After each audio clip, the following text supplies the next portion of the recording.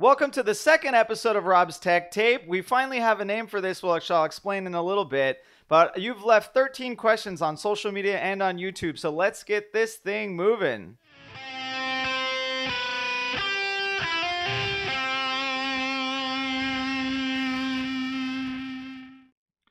All right, first things first, Rob's Tech Tape. If you've watched our podcasts or listened to them on iTunes, you know that there are quite a few funny jokes entitled Rob's Sex Tape. Here's one that I found on the internet. It's hairy, but not hard. Title of Rob's Sex Tape. But all right, obviously the title of this segment is a play on words for that one. So let's get moving into it. First things first, I've got a correction from the first episode of Rob's Tech Tape, and 29 plus 5 on YouTube corrected me in that I said that Moto2 is moving to a 675 Triumph motor next year. That's absolutely wrong. They're moving to a 765 Triumph engine. It's pretty similar to the 675 motor. It's bored out a little bit. They're doing some testing with it. I honestly knew that. I just spoke way too fast, and I got to slow down just a little bit. But all right, moving on to question number 1. All right, first up is Alexander from Instagram. How come the engine architecture in MotoGP happens to be typically a V4 instead of an inline 4 like Suzuki uses? All right, so first thing here, Yamaha also uses an inline 4, so we can't discount them. Everyone else is on a V4. Suzuki did actually race a V4 in their last MotoGP bike before they left the series for a little bit. Kawasaki was on an inline 4 for a while as well. To be honest, there are disadvantages and advantages to both engine configurations. I don't think that there are really any... I don't think that one engine configuration is dramatically better than the other one. Each one has different packaging, right? The i4s, the inline 4s are a little bit wider, but they're shorter. The V4 is more narrow, but they have a harder time getting a large airbox in there. They have different weight distributions. They end up with different power pulses. But as we've seen with even superbikes and especially with the Yamaha M1, right, the power pulses of the motor, they can make a big bang motor out of a V4. They can make a big bang motor out of an i4. So it really doesn't all that much. And to be honest, I already brought up Suzuki running a V4 back in the day. They were running that V4 in MotoGP when their Gixxer 1000 was doing great in superbike racing, at least in national racing especially. So I wouldn't say that the factories need to develop only one. They can do both and still race well. All right, moving on to question number 2. Burke from Instagram as well wants to know if I figured out why my R6 chucks me to the sky when I was going slowly. So if you haven't seen our social media, I crashed at Buttonwillow Raceway doing some practice laps almost 2 weeks ago now on Friday. Essentially what happened was one of my lower radiator hoses came off and it sprayed the header with the water, and it steamed up my rear tire. Turns out there was actually no water left on track, which I thought was really surprising. There was only a tiny bit of water in the belly pan, which is why I didn't find this out, but it was pretty obvious when that hose wasn't on there. The hose clamp was tight-ish, but it wasn't tight enough and it wasn't safety wired. So I feel really bad about it, but hopefully I've remedied that situation. All right, moving on to number 3. So this is another two-parter, 3 and 3A. 29 plus 5 on YouTube wants to know about the carbon fiber swing arms, and Burke, the same user from before, wants to know about carbon tube suspension components. So here we'll start off with swing arms first. Obviously, HRC and MotoGP just came out with their carbon fiber swing arm. Marc Marquez and Dani Pedrosa haven't raced it yet, but they have tested with it extensively. They thought about racing it in Qatar, but didn't. Supposedly the teams don't have enough spares yet for them to run it for the entire weekend, which is why they haven't yet. As far as disadvantages, what disadvantages? Right? Carbon fiber is more tunable than aluminum, right? You can lay up the carbon fiber in many different orientations. You can use a unidirectional carbon fiber. You can use a standard weave. You can make it thicker. You can make it thinner. The thing can be as light as you want. It can flex as much as you want. It can have rotational torsion as much as you want. It does anything. But that's the problem, right? The problem is that MotoGP teams don't have a shit ton of experience using composites for components like a swing arm. Because of that, what's the best they can do? Maybe their first swing arm that they made was exactly like their aluminum swing arm, and then they tested it, and then they make subtle changes. So honestly, I don't think that there are any huge disadvantages right now as long as you can find out what's going on. There also aren't any huge advantages. Like, you can make a carbon fiber swing arm lighter than an aluminum one, most likely, but it may not be happening now. As far as forks, we saw Öhlins produce carbon fiber forks last year in MotoGP, and I'm pretty sure every single factory ran. Suzuki didn't run them. Yamaha, Ducati, and HRC definitely ran them. Pretty much all of the racers raced on them eventually. The known advantage that we've heard from the factory teams is that they are lighter, so it allows them to move the weight balance around of the motorcycle, right? If the forks are lighter, higher up, you have to add more ballast. You can put the ballast wherever you want to. It moves the weight around on the bike. Öhlins is doing this development, so it is taking a little bit of weight off the shoulders of the factory teams. But at the same time, right, we don't know what Öhlins is doing with that. There may be an advantage in tuning the stiffness of the forks because, again, it is a composite, and these bikes depend very heavily on stiffness of all the chassis components for grip at max lean angle, but we don't really know. All right, moving on. Question number 4. Alexi from YouTube wants to know, how do wildcards work in MotoGP? If he does a few track days a year, can he compete at Coda? So this is a really interesting one because, you know, I mean, I might be a little bit faster than Alexi right here, but it would be very interesting to try and go out for a MotoGP wildcard. Unfortunately, no way in hell it's going to happen. So the way that it works, at least what I can gather from the regulations, is that every FMN, so Federation Motorcyclists in Nacional, right? So a national series can issue Grand Prix licenses. However, after those licenses are issued, both IRTA and the GPC, the Grand Prix Commission, must approve those rides. So it's not like, even if you could get Moto America to approve you a Grand Prix license, which probably won't happen unless you already own or have a national license with them, the GPC is not just going to approve anyone. These licenses are definitely really hard to get. Wildcards are, that's for a full season. Wildcards are a little bit easier to get because they issue one event Grand Prix licenses, but again, it's still the FMN issuing that license and still the GPC approving it. As far as how wildcards work in GP, there's a maximum of 2 wildcards per race, so that's for the entire grid, right? They don't want, 30 racers showing up for a grid because it kind of detracts from the 24 spots that they have there. Every team that does not have concessions, so like factory Ducati, Yamaha, and Honda, they only get three wild cards per year.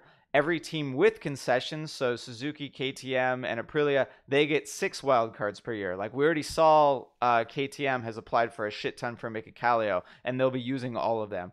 There is also a rule that a team cannot run a wild card at back-to-back rounds, right? They're really trying to take away the importance of wild cards and make sure that the 24 riders that are on the grid get the best exposure, because they've signed up for that. A few other things, like in Moto 2, it's actually 13,000 euros to run a wild card. Like that pays for the insurance and the medical and pretty everything that needs to happen at a Moto 2 round should something go wrong. For Moto 3, it's only 3,500 euros, which is way cheaper, and I'm not sure why. And then the cost during GP was unlisted, so I'm not entirely sure on that. But yeah, safe to say, for someone racing track days, or even for me, like a lowly national rider that's never won a national race, never going to get a wild card in MotoGP. All right, moving on. Question number 5. B Chiller from Instagram wants to know, how the fuck do the pros dangle their leg while braking and manage downshifts before tipping in? All right, this one's actually pretty simple. They do the dangle after accomplishing all of the shifting. So the slipper clutches, the engine braking controls, and the seamless gearboxes are so amazing in GP that they can pop all of those downshifts. Say they're going from 6th all the way down to 4th gear. They can do it right away, get it done, even when they're still doing 150 miles an hour, and make it into a 60-mile-an-hour corner. This is actually kind of the way that riding is moving for most racers. A lot of the national racers and club racers that are fast, the ones that I've talked to, I know that they do their shifting this way. One actually that trains people suggested that, or he told me that his riding improved dramatically when he started doing all the shifting like that, suggested that it's a much better idea for corner entry. That way you can focus on the turning. You don't really have to worry about the downshifts. Of course, though, this only works if you have your slipper clutch and your engine braking control tuned perfectly to do that. If you try and do this on a bike without a slipper clutch or one that has like the stock springs in an R6, it's not going to go well. So don't try it, all right? Get the racer set up. If you want to do this, practice it at the track. All right, moving on to number 6. All right, Sergey wants to know, I thought Yamaha's winglets were illegal. How did they pass? They seem the same. So if you haven't watched the Qatar race, the Yamaha winglets resemble the mustache winglets that they had last year. The main difference this year is that now the winglet, it goes out like the mustache winglet, but then it curves back in and attaches at a second spot. And that's the main way that they're now legal, is they have 2 attachment points and they're firmly like a smooth duct around the entire around the fairing, right? So there is no sharp edges, there's nothing kind of jutting out and just like a corner on the top, the edge there. And to be honest, Danny Aldred, the MotoGP technical director, he can approve whatever the hell he wants, as long as he feels that it's safe and as long as it passes the simple rules that they have that are no sharp edges, nothing sticking off the fairing, it's totally fine. So we'll probably see something similar like that the entire year. Obviously now the teams have homologated their first set of winglets, so they get one change later on in the year, and I don't think they're going to change all that much. All right, moving on to question number 7. Acid Rain Trip on Instagram wants to know, you may have talked about this before, but wondering how much engine braking is used in MotoGP and how much do I personally use on the track with my R6. So engine braking is it, and we'll get into this more in a little bit in the next question, but engine braking is one of the most important things for a motorcycle going fast around the racetrack. I would guess that in MotoGP, they use significantly less than any street bike you've ever ridden. I mean, even on my bike, my slipper clutch has 3 springs that come stock from the factory. The hot setup for those springs is to cut 2 of them off entirely. So you take the spring is shaped like it's kind of shaped like a Y, and you cut all 3 of the fingers off, and then you put the spring back in to act like a washer. You take 2 springs, cut them off. So you may be reducing the engine braking by 60%. I still kind of want less engine braking out of the slipper clutch. So because of that, I use the engine braking control in my flash, and I leave the throttle bodies open while I've actually closed the throttle tube. So my throttle bodies stay open 1 to 2% on corner entry. That's kind of how you hear the engine still sound like it's revving up a little bit as racers go into the corner, because the throttle bodies aren't fully closed. This really helps you get through the corner. I mean, engine braking is the most important parameter for me because all your speed around the racetrack starts at corner entry. If you don't get into the corner fast, you don't brake well, you can't turn as well as you need to, and you can't get out of the corner fast. So engine braking, super, super important. I mean, with MotoGP, they tune it on a turn-by-turn basis, so that's one of the most important settings for them. And actually, that question leads into the next one. So question number 8, Synergister Planet on Instagram wants to know what's actually happening when the MotoGP teams are working on their electronic settings. He understands they're looking for drive and grip, but what are the settings or parameters that they're adjusting the most? Is it custom engine or suspension maps? Actually, it's not. Just like the question before, I would say the number 1 thing that they're adjusting is engine braking. The second thing that they're mostly adjusting is what's called slip target. So engine braking, right, you're adjusting how much the throttle bodies stay open on a turn-by-turn basis. The slip target actually is how much faster is the rear tire turning than the speed of the motorcycle. So we have wheel speed sensors on the rear wheel. We have wheel speed sensors on the front wheel. We have the IMU doing calculations based on the lean angle, and all that information is used to calculate what's called a slip percentage. most of the time they shoot for a slip percentage around 10%. So the rear wheel, and this is only on corner exit, the rear wheel is moving about 10% faster than the actual motorcycle. That actually gives optimal drive. If you go down to like 2% slip or 0% slip, you won't be going as fast out of the corner as you would if you were using 10% slip. If you go up to 15% slip, you might actually end up with a slower drive. So you would wonder, like, but I said around 10%. A rider may want 8% out of a corner because they don't want all that oversteer. They may want 12 to 15% out of a corner because they want more oversteer to be able to finish the turn. Maybe you want less slip target to help save the tire, but you want a little bit more to make sure that you finish the corner. There's such a fine line there between not going as fast as you possibly could and setting your best lap time. So I think those two parameters, engine braking and slip target, are the thing that they change the most. Obviously, there are other things too, like the throttle map, the fuel maps, the ignition maps. But I honestly suspect that most of those parameters are set at the factory, at the dyno. They're more engine parameters that they don't change all that much. They might change the fuel a little bit in between sessions because they have oxygen sensors on each of the cylinders, so they can see if the fuel map is wrong. And the fuel map can also change. The fuel map and the throttle map can change like how smooth the bike is when they start to turn the throttle and when they get out of the corner. They might need to make small changes there, but I wouldn't say that it's the bulk of their work.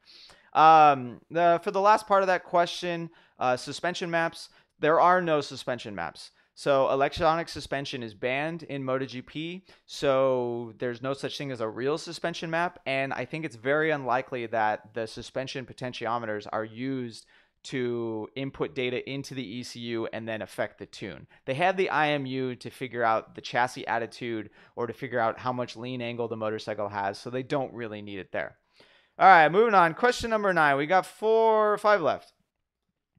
Here we go. So Nitro wants to know, and actually this is 9 and 9A. Nitro and Panigale John want to know about Marco Melandri's wobble at the last 2 World Superbike rounds. So especially in Thailand, you'd seen he'd be on the straightaway, they'd be getting close to top speed, and the bike's just doing a little huck-a-buck down the straightaway. I actually wouldn't call that wobble. I'd call that weave. So wobble is a term that mostly defines head shake. You're going down the straightaway and the bars just start doing this. It's actually a pretty simple. Wobble is a very fast oscillation. The handlebars are moving pretty quickly. It's something that's relatively easy to fix. You change like a trail measurement. You change the front ride height of the chassis, and it'll probably go away. Weave is considerably different. It's a slow oscillation. It comes out of the rear of the motorcycle, and it's a big pain in the ass because a lot of like. It's not something where you can just change one thing and it's definitely going to be fixed. It's almost like chatter where the factories may not know exactly why it's happening and don't know how to fix it. But to be honest, I think Ducati knows how to fix the weave. The only problem is I bet you their fix that they have for Marco Melandri would actually make Melandri slower, which is why they haven't fixed it. I mean, obviously, Melandri is a tiny rider. Him on his motorcycle, on his Ducati, presents a significantly different weight bias compared to Chaz Davis. They probably run a dramatically different setup. But we can see in the 2 races or the 4 races that have already happened that Marco Melandri is doing. He's much better on the brakes. He's a much more confident rider. His corner speed is higher. He doesn't look like the unconfident Marco Melandri that was racing in World Superbike last year. So I kind of think that the fixes they did to get Marco Melandri comfortable have produced this weave slightly.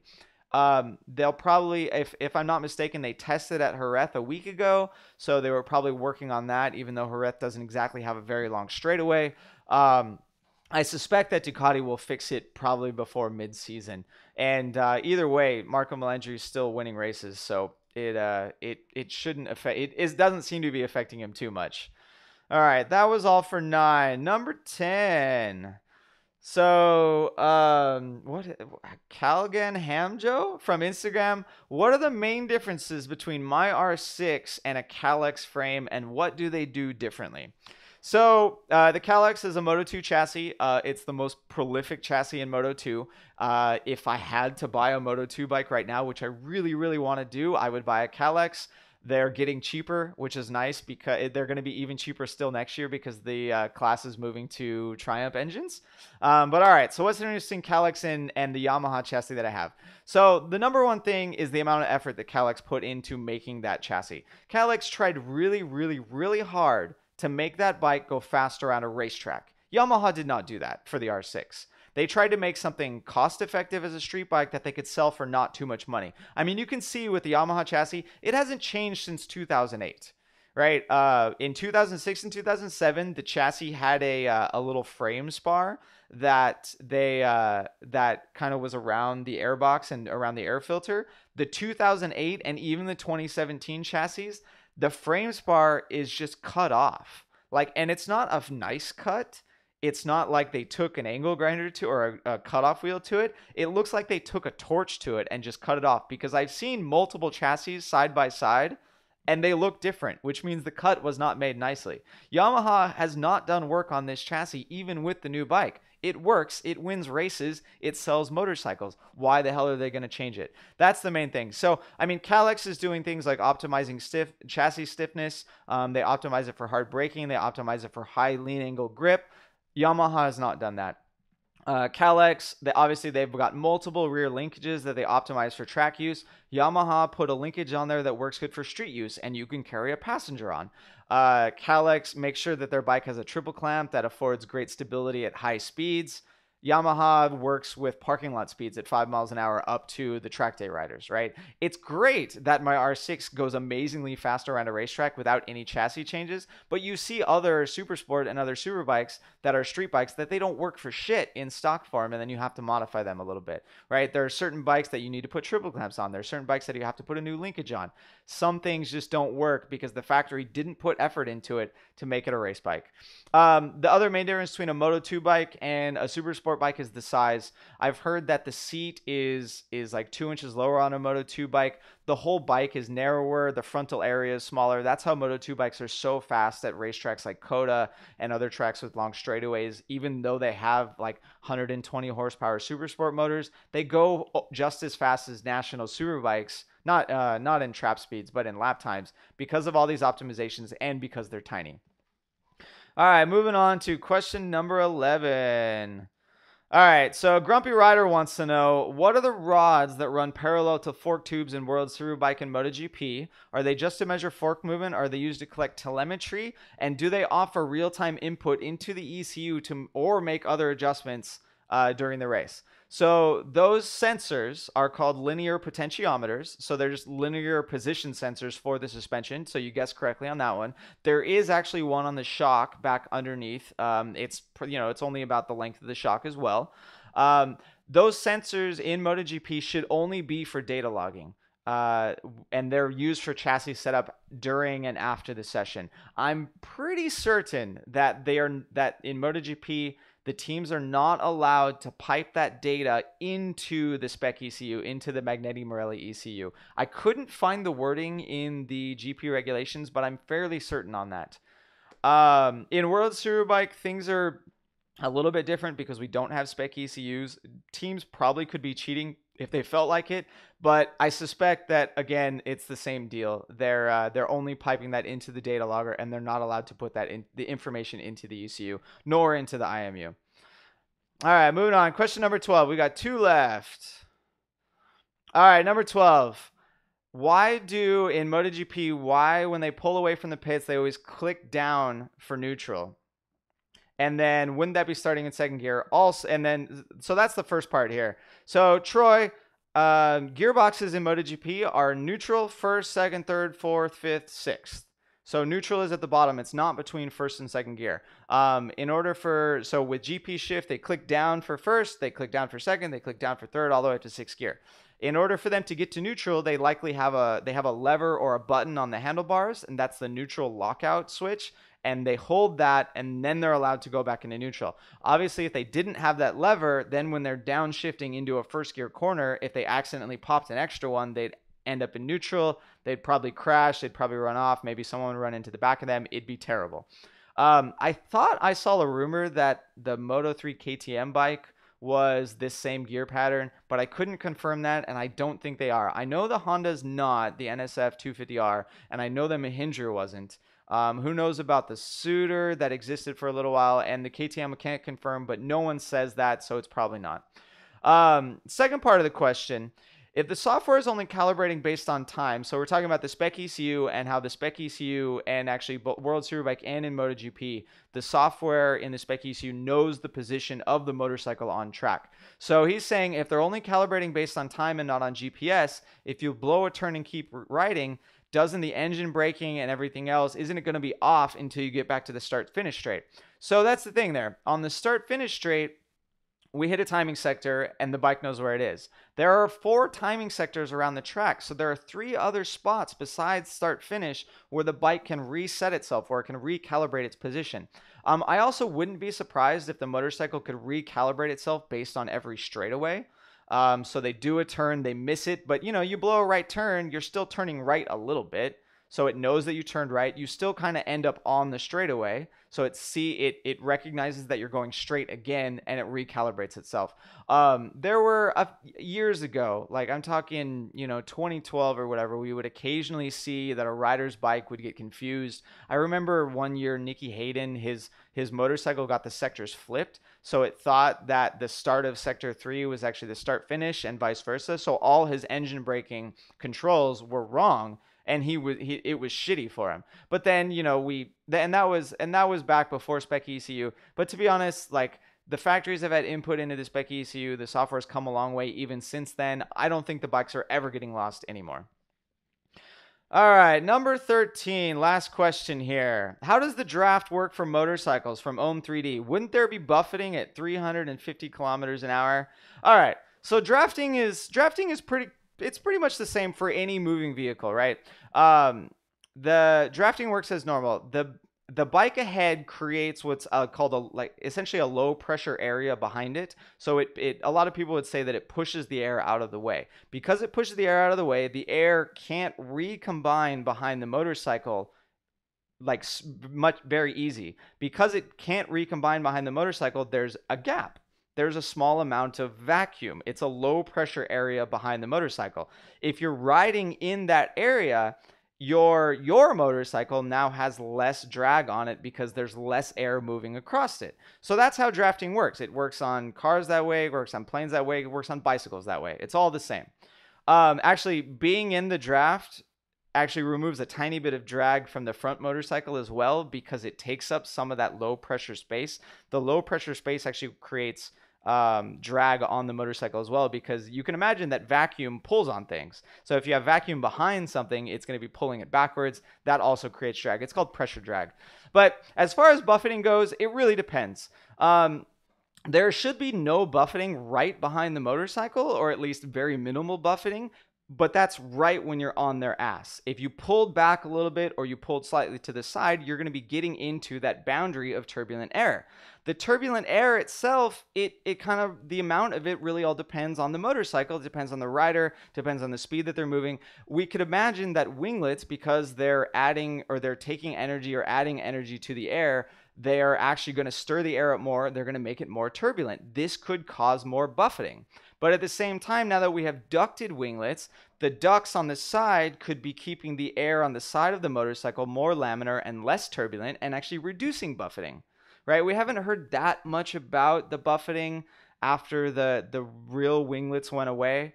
So I'm not too sure on that. I mean, in my experience, I've drafted people at Road America and at Utah Motorsports Park, or formerly known as Miller, and I've hit 157, 160 miles an hour in the draft, and I don't experience a problem with it. You're behind the guy, you pull out, and you try and pass him on the brakes. There's really no buffeting there. Your helmet moves around a little bit, but it's not like the motorcycle's moving around.